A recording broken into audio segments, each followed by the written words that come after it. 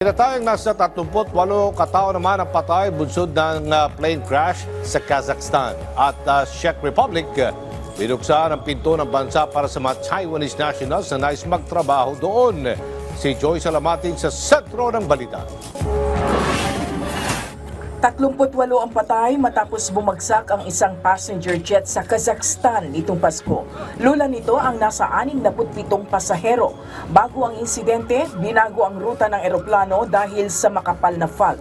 Nagpaabot naman ng pakikiramay ang Pangulo ng Azerbaijan sa mga pamilya ng nasawi.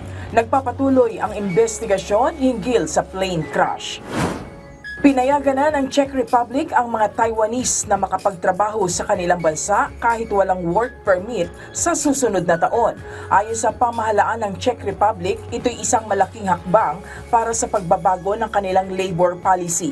Ang naging desisyon ay alinsunod sa nauna ng anunsyo ng bansa nitong Hulyo kung saan papayagan nilang makapagtrabaho ang non-European countries sa loob ng kanilang bansa kahit walang blue card, employee card, gayon din ang work permit.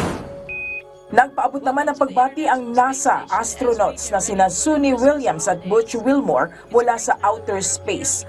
Suot-suot ang kanilang Santa hat, bumati ang grupo ng maligayang Pasko sa lahat ng mga tao sa mundo.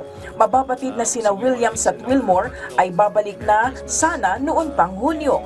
Ngunit sa kasamaang palad ay umabot sila sa istasyon hanggang Marso ng susunod na taon. Samantala, patuloy naman ang mga supply mission sa shuttle kung saan nananatili ang grupo.